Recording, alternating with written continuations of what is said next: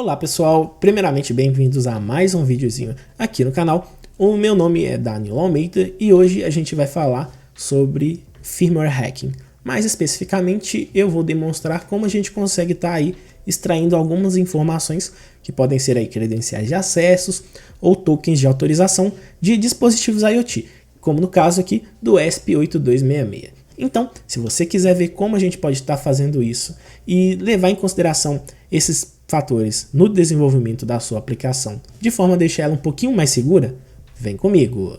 Bom, então, antes de começar a falar sobre o método em si, vamos dar aqui uma exploradinha na documentação da própria Spressif, que é a que fornece o ESP8266 e o ESP32. Então, quando a gente entra aqui na parte de segurança da própria documentação deles, eles falam que o ESP8266 não tem suporte às diretivas de segurança que o ESP32 tem.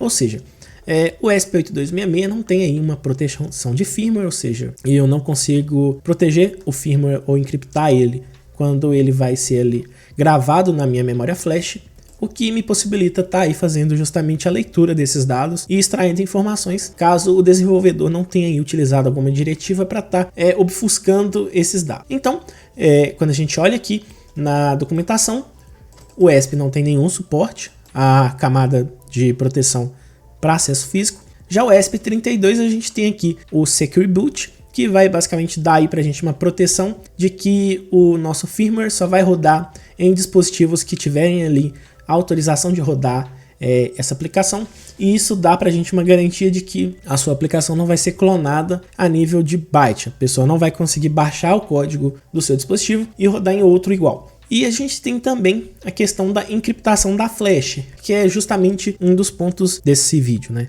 Onde o dispositivo consegue encriptar tudo que está sendo salvo na memória flash, já que o ESP32 usa uma memória flash externa, o ESP8266 também, e todos os dados ali referentes à sua aplicação, como código ou até mesmo arquivos, como imagens, textos, ficam salvos ali dentro dessa memória. E no ESP8266 fica tudo em formato de texto simples, e no ESP32, se você habilitar ali as diretivas de segurança, você consegue estar encriptando essas informações e garantindo que elas não vão ser ali exploradas por terceiros. Apenas o seu dispositivo vai conseguir fazer a leitura desses dados. Bom, pessoal, então, para a gente poder dar aí prosseguimento e testar como a gente pode estar fazendo a análise de um firmware que foi gravado ali no nosso ESP8266, e eu montei uma aplicaçãozinha aqui bem simples que basicamente vai utilizar como base o ThinkSpeak, que para quem não conhece aí, o ThinkSpeak é uma plataforma IoT onde você consegue enviar informações referentes aí a esses sensores que você quer analisar, e você consegue ter aí uma visualização desses dados aqui em formato de gráfico. Você consegue construir estruturas para poder estar analisando essas informações de uma forma totalmente online. E ele tem aí um período de utilização grátis e que dá para fazer bastante coisa para quem está aí começando na área.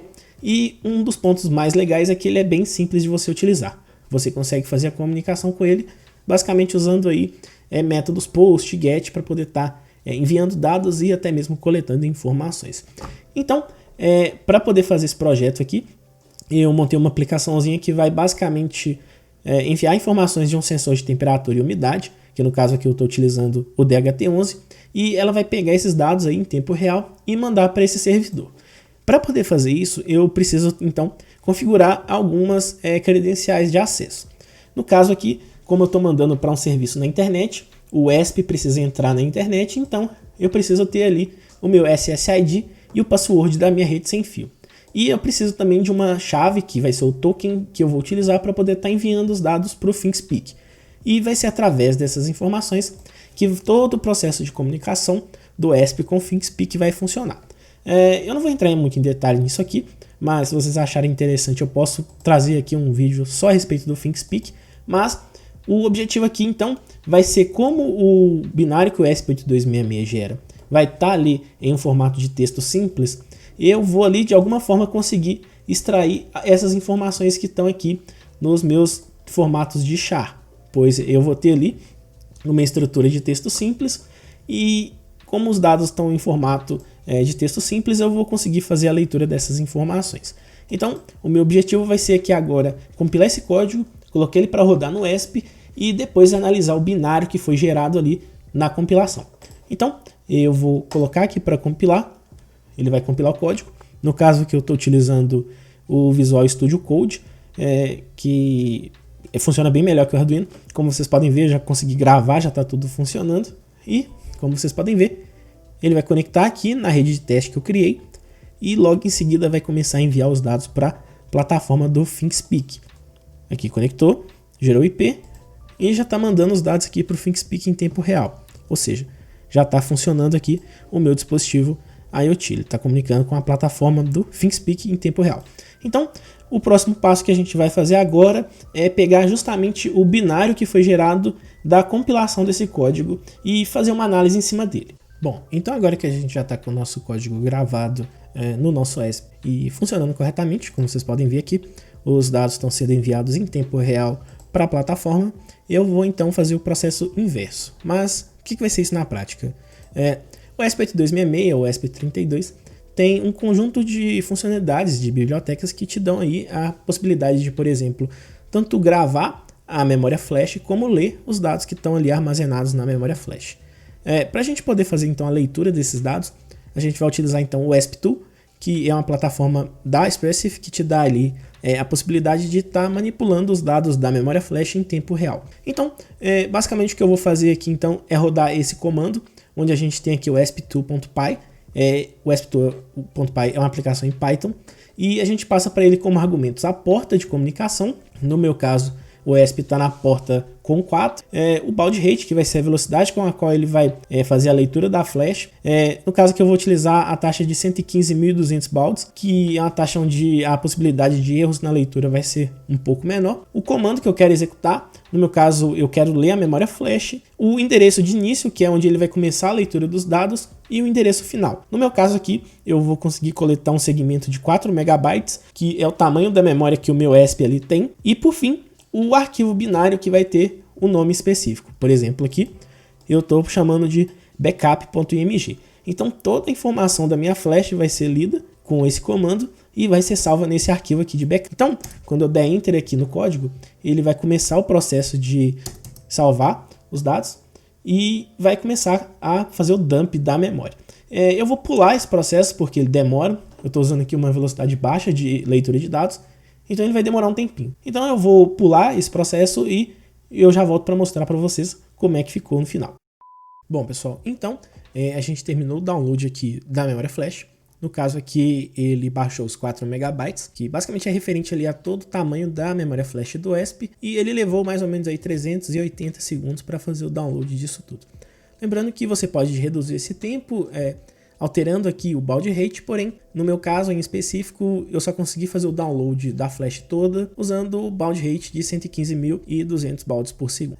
Então, finalizando isso aqui, a gente vai ter o nosso arquivo de backup. Esse arquivo aqui é um arquivo binário, então se eu tentar abrir ele com um editor normal, o que eu vou ter aqui é simplesmente uma grande quantidade de caracteres aleatórios e esses caracteres não vão me dizer nada, obviamente. Então, o que eu vou fazer nesse próximo caso aqui é usar um editor hexadecimal para poder ver esses dados ali e tentar fazer uma manipulação deles.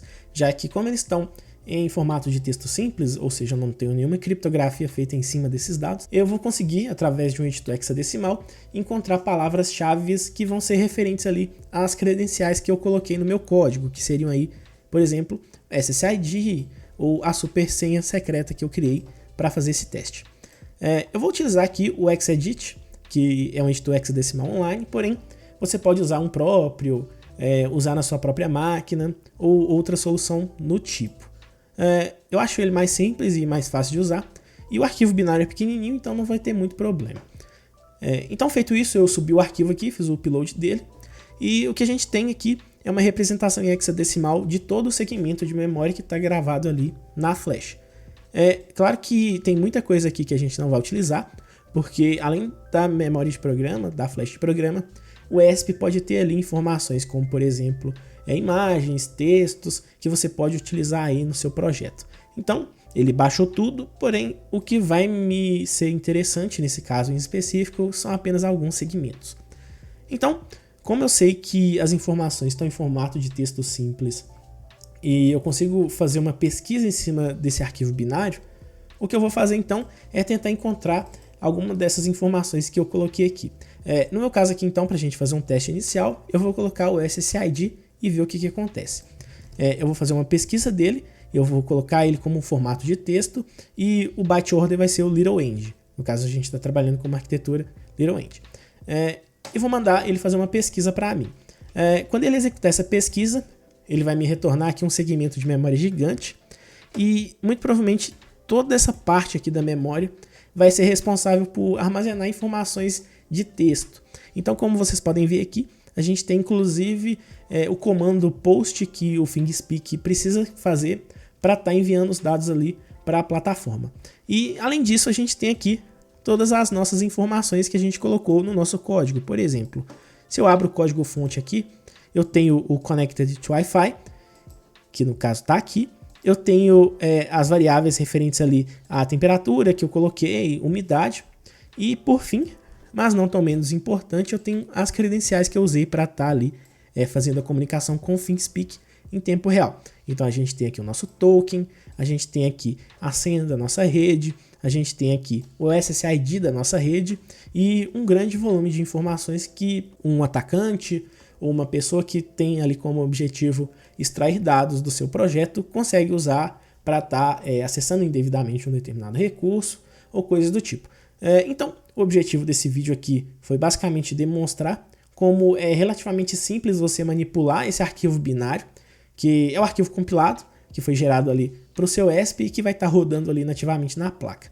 Então, o objetivo é mostrar como que é relativamente simples você ter acesso a essas informações e a necessidade que existe de você tentar, de certa forma, esconder esses dados aí para evitar ataques nesse formato e que podem eventualmente aí prejudicar o seu projeto, como por exemplo, o uso indevido das credenciais que você está usando, pirataria, clonagem de projeto. Tudo isso acaba ficando muito mais simples quando você tem um arquivo binário em um formato de texto simples, onde a pessoa consegue, com poucas linhas de código ou com pouca pesquisa, encontrar informações ali referentes ao seu código, beleza? Então, pessoal, o vídeo de hoje foi basicamente esse. Eu espero que esse vídeo auxilie vocês de alguma forma e que crie aí também uma certa conscientização quando você vai desenvolver um projeto mais robusto, uma aplicação mais complexa, e levar esses critérios aí em consideração para evitar eventuais dores de cabeça no projeto, como por exemplo aí, ter acesso indevido à sua aplicação, beleza? Então é isso, pessoal. Se você gostou do vídeo, não deixa de deixar aquele like bacana aí para estar engrandecendo o canal, trazendo mais gente, compartilhando com os amigos, pessoas que se interessam na área, e se vocês quiserem até mesmo ver outras coisas, e também deixa um comentário aí no canal. Se você não gostou também, deixa seu dislike, deixa um comentário falando o que você achou, se você acha que isso é realmente necessário, se isso é uma preocupação, digamos, boba, se você acha que existem outras formas de trabalhar que vão garantir a segurança do projeto, e a gente discute isso aqui nos comentários, beleza? Então é isso, pessoal. Muito obrigado e até o próximo vídeo.